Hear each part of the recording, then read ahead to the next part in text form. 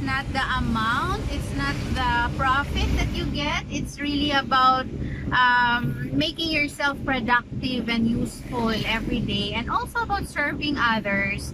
Yun yung yun yung essence or substance ng business na to. At syempre, nakasakay na kami dito sa aming bagong multi-cab. Ito ay isa sa mga katas ng aming sari-sari store sa awa ng Diyos. Hello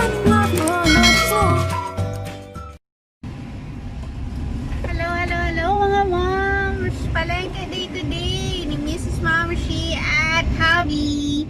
Ayan, nandito kami ngayon sa public market at mamimili kami ng mga kulang sa aming tindahan. At syempre, nakasakay na kami dito sa aming bagong multi-cab para dito sa aming sari-sari store. Para hindi na kami mahirapan. 'Di ba? Kasi noon, yung gamit namin service ay yung isang car, pero hindi siya magatasya. Nakakailang balik pa kami dito sa downtown para kumuha ng stocks. Pero ngayon, isang biyahe na lang guys, at kuha na namin kaagad yung mga sako-sakong bigas, mga cases ng beer, ganyan. So, ito yung isa sa bagong invest namin, galing sa aming pagod. Samahan niyo kami today. Yeah, tiyaga. Tama. Yeah, isa ito sa mga katas ng aming sari-sari store. Susumahan niyo kami today guys. At mamimili tayo. Yeah, punta na kami dun sa grocery.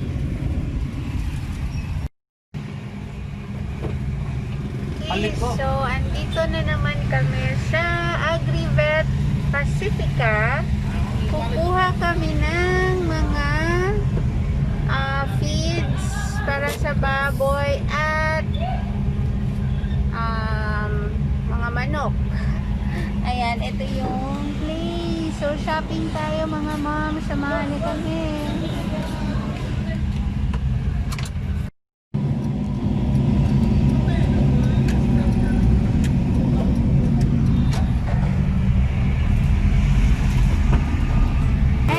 Moms, yung daily life dito sa amin. Ito yung public transport namin, which is called the pedicab dito sa Dumaguete City. Yan.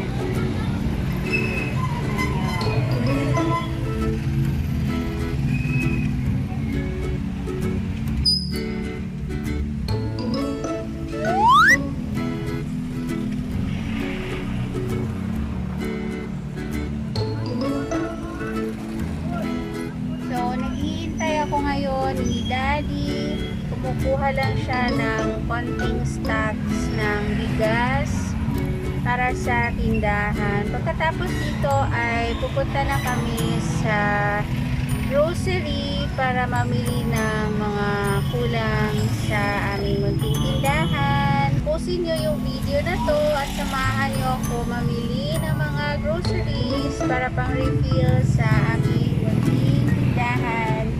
Parang andyan na yung bigas. Okay, andito na tayo.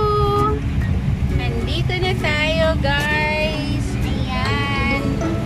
Sana wala masyadong tao sa loob. Dito kami mamimili today. Tara na. Ito yung favorite part ko. Yung pamimili. Sorry.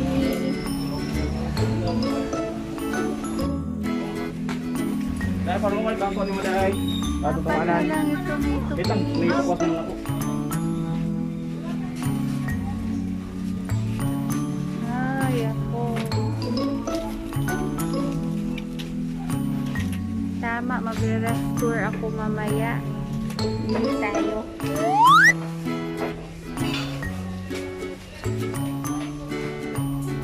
Okay, so kukuha muna ako ng 6 pieces per item mga moms. Ayoko talaga ng maramihan. Ito ay na-explain ko na sa mga videos ko. Okay, what else? Itong oil. Nasiligag, may cute kaayo. So cute, Bambi. Pataan, Bambi? Frito. Itong frito. Okay, so 6 pieces lang talaga. Ako yung 6 pieces queen eh. Kasi ayokong kukuha ng mga maramihan. Tapos ito, green peas. Ganito.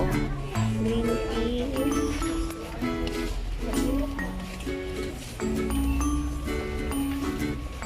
Tapos, iti-check mo yung expiration date. Okay, so, tayo dito na. Ito, kailangan to sa shop.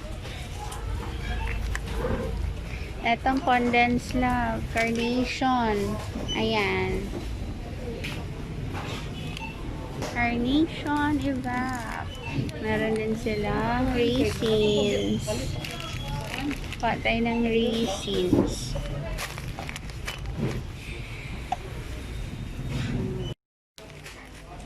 Crispy fry.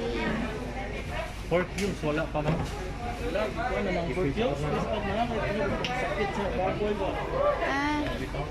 Oyster sauce lang. Sige. Naapa dito. Naapay daghan. Okay. So, unsa pa to? Ay, milk. Di ay infant milk. Okay, dito na naman. Ayan na. Nakapamili na kami. Ito yung weekly restock namin.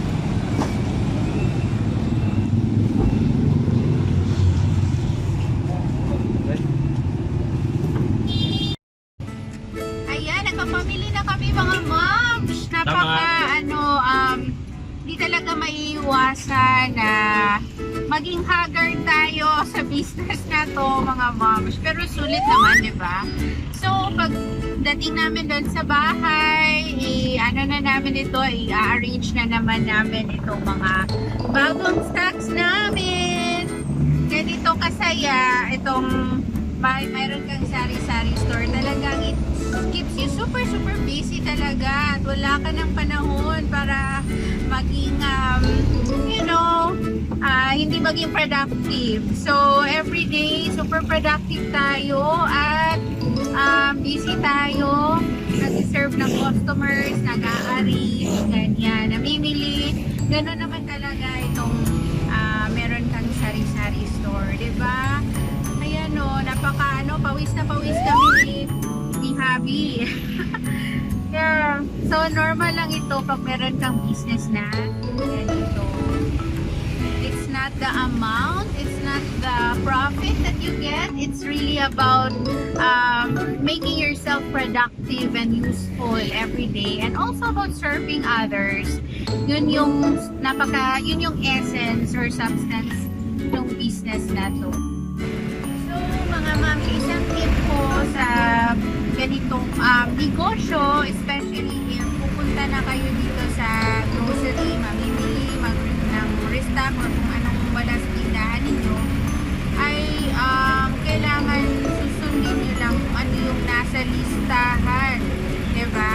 So, sa tindahan pa lang, meron ka na nag-prepare ka na ng lista ng mga grocery items na kailangan mong bilhin, at yun lang talaga yung bibilhin nyo sa tindahan.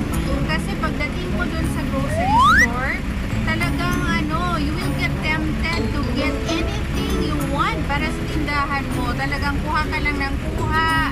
Yun, gusto mo mamili ng marami kung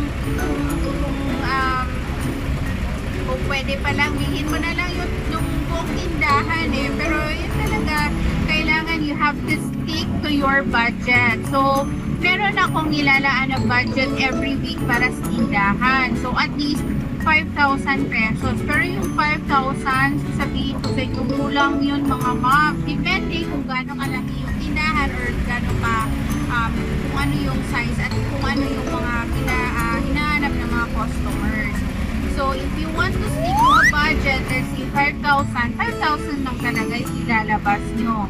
Pero kung pag-uusapan natin, meron kang mga bigas or meron kang mga drinks, mga alcoholic beverages, yun, malaki din yung spending budget dun. So, ang realistic na budget talaga for grocery para sa pang-restock sa munting tindahan is talagang 10,000 pesos. So kami ni Papsi ngayon, nandito kami, nagre-refill sa aming bulsa kasi naubos yung budget namin. Ayan, kuha muna kami dito. So ayan. Okay, so see you sa susunod kong mga videos. Gagawa na lang ako ng ibang video mamaya para dun sa pag-a-arrange at pagpa-pricing namin kasi mag-a-update din kami ng mga pricing namin sa tindahan. So, see you sa susunod na video. Stay pretty and let's make it global. Bye! Bibili na lang ako ng takeout mga moms kasi hindi na nakapagluto si Momshie. And happy eating, Kenny! Paksiw,